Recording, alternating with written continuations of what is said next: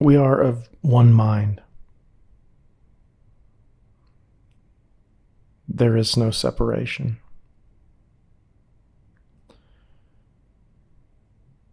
We thought there was space between us, but there is not.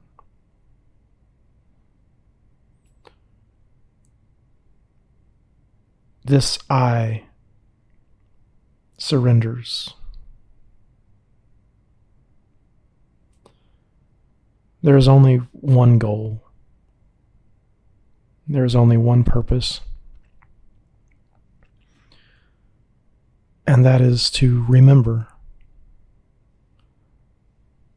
That is to remember who we really are. Is to remember that there is no I. There is only we, and we are one.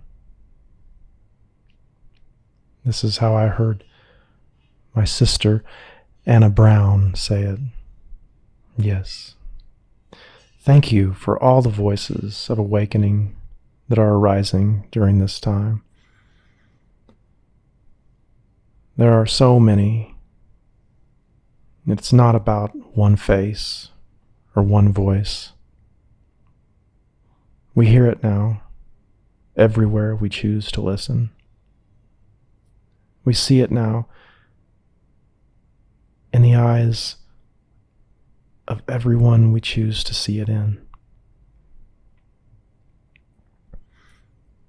We choose to see past the suffering. We choose to see ourselves in the suffering ones, because there is no distance between us.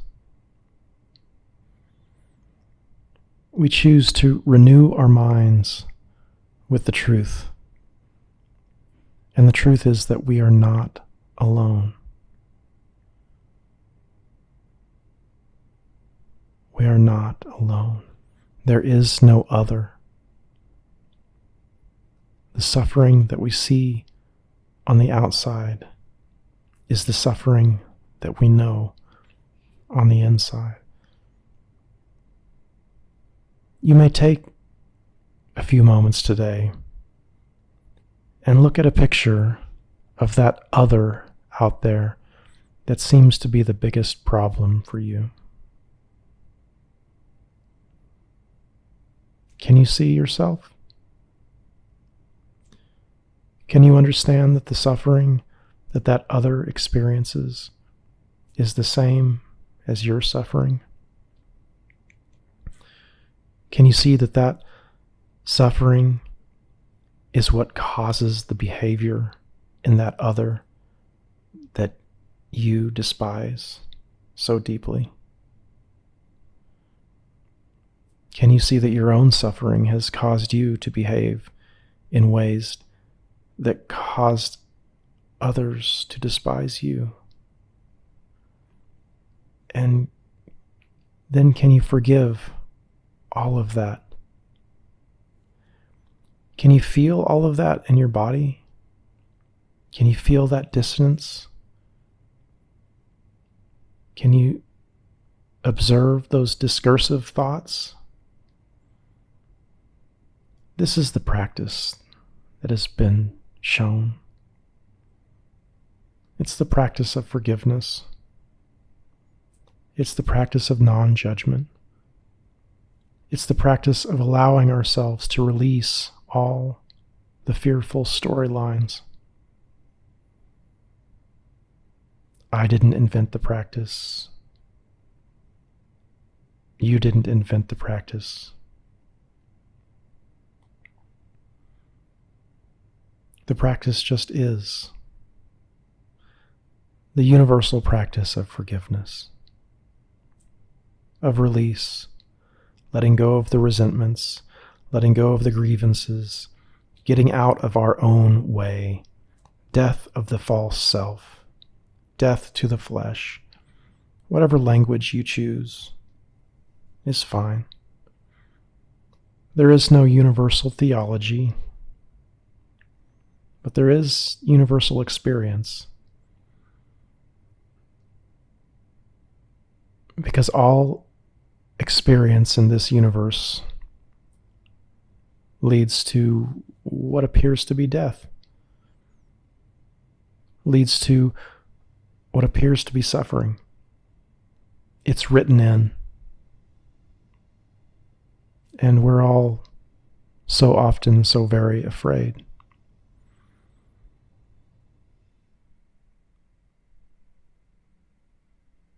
There are many different faces in this universe. There are many different paths.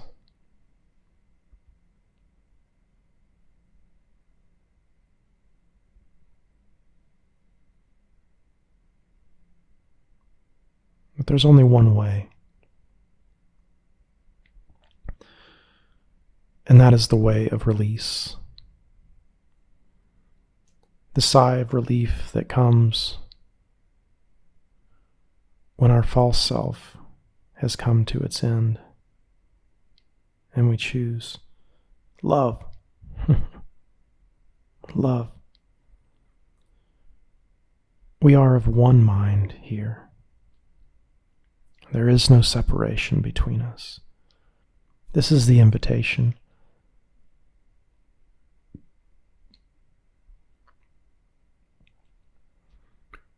Reconciliation, the bringing together, the opening up, the dropping of the guards and the dropping of the guns.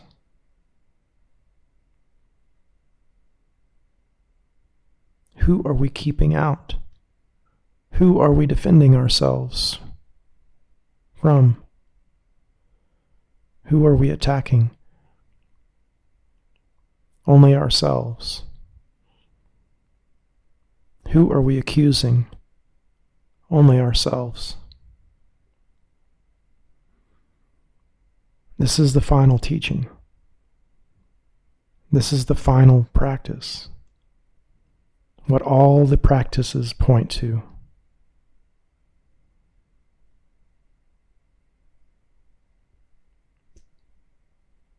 And what meaningless suffering inevitably leads us to discover. That there is no suffering. That suffering has no substance. This is the message we become when we let go of the resistance. What we resist persists. The more energy we put into pushing away that which we hate, the stronger it becomes in our consciousness.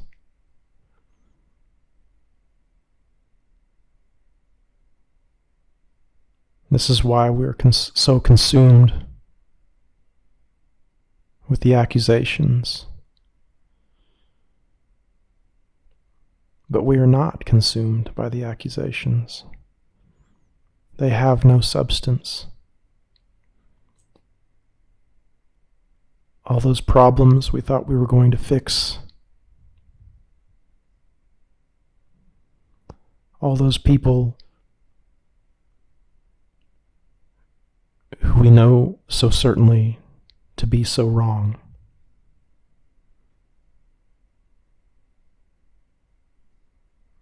where has that gotten us?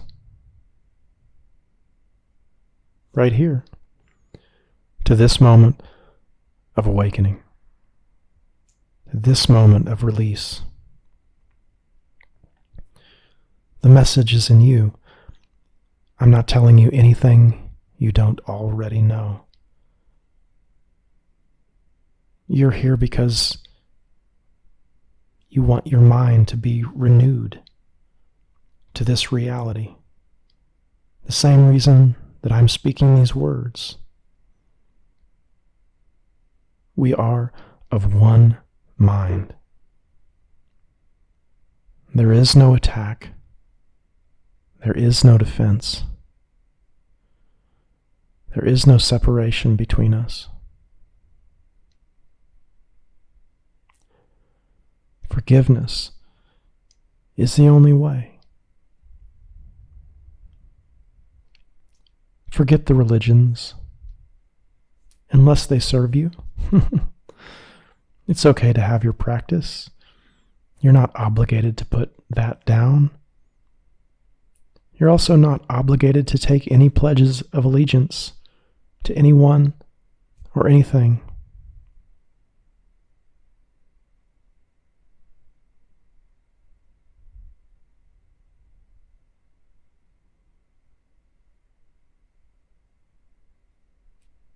We simply choose love. And as the forms of practice come and go, we embrace that which encourages love and forgiveness in ourselves. We release and we move through the forms oftentimes. We have a mantra today. A meme speaks to us. It works for a moment to help us to realize love.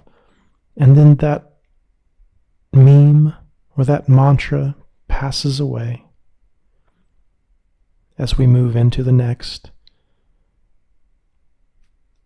And they're all just moving us closer and closer to the center, the one mind.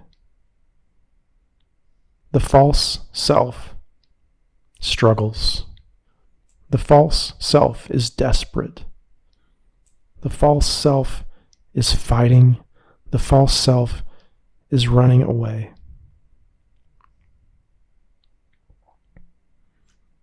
Who is that? Is that you? That's not the you that I see.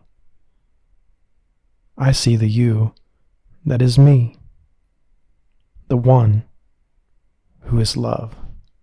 I see through those disguises. I see through that persona. I see through to the heart of you, the very heart of love, that which you already know yourself to be, that which is inviolate, that which cannot be injured. Nothing that is real in you can be threatened.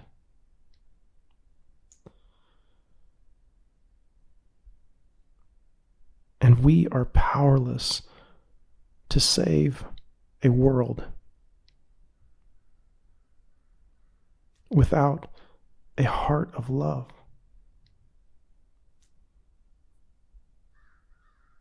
The world must be forgiven before it can be saved. Your brothers and sisters must be forgiven before they are redeemed. And as you forgive those who appear to be on the outside of you, you forgive yourself. Please, my friend, give us all this gift today.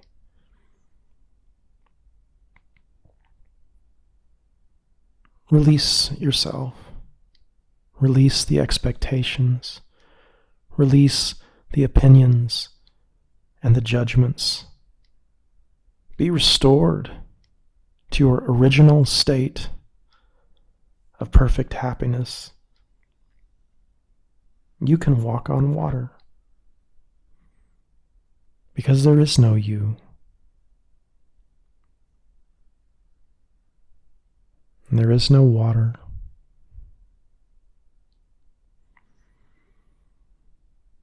You're not obligated to take any of this literally. These are the poems that we speak so that we can be free. These are the poems, my friend.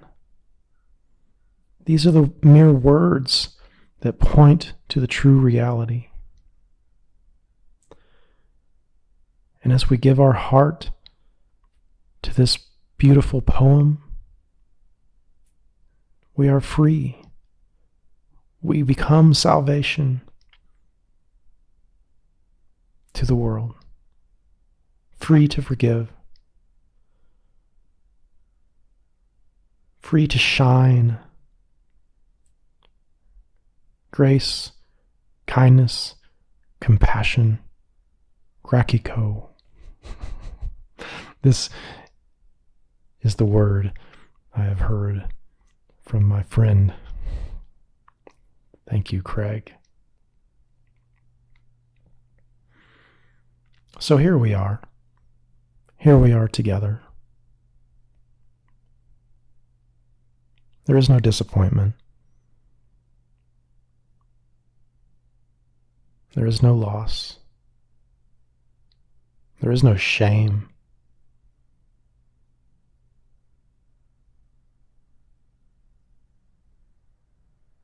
There is the acceptance of what is.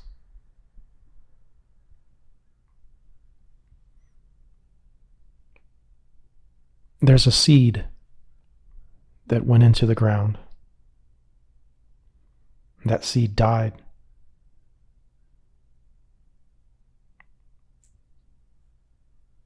And from that death, roots went into the soil,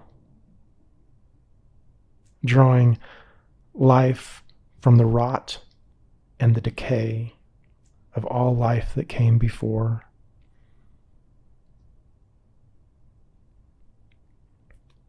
And green leaves pushed their way out of the soil and began stretching up toward the light, both wave and particle somehow. The mystery of the quantum realm. And that light is now food, sustenance somehow. This is the story.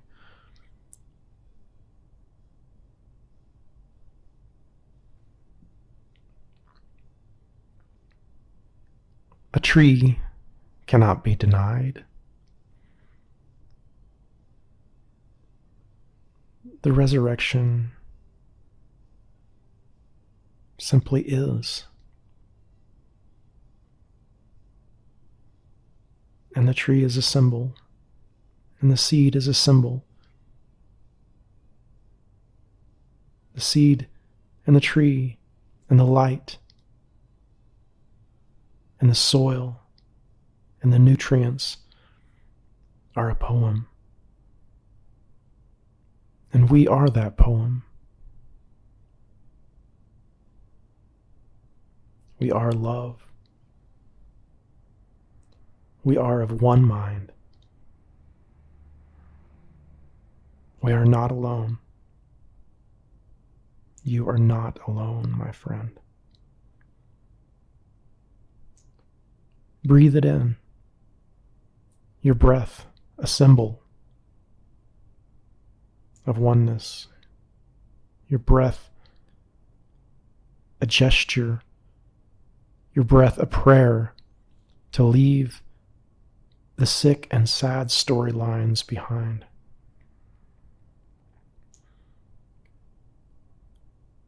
God's will for you is perfect happiness.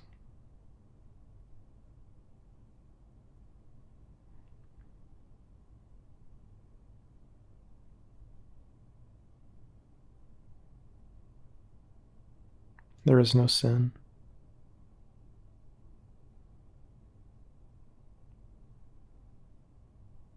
There is only love. And that is all that is left when we get out of our own way. When we surrender to that which is the beautiful poem that sets us free. When we've finally gone through the process, when we've done the religion to its extreme, when we've meditated on the mat for hours at a time, when we've gone to the emergency rooms and the psychiatric units and the mental health care facilities, once we've worked the 12-step program, once we have struggled and suffered and pleaded and begged and blamed What is left but the beautiful release of a death that never was? This is the invitation, my friend. I love you. That's all there is. I love you. There is nothing between us. I share with you this love as you share your love with me. We are of one mind, and there is nothing between us.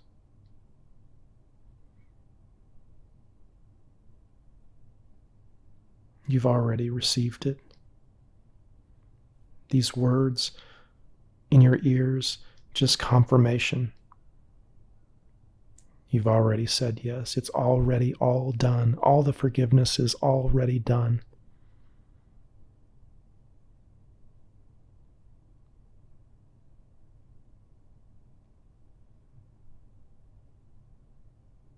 I am you. You are me. Welcome. Welcome to the one mind.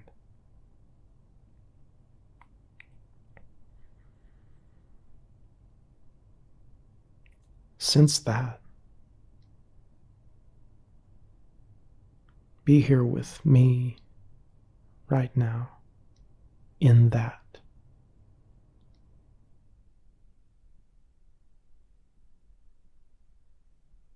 Welcome. Welcome. Welcome home. Welcome home. Welcome home. We are of one mind.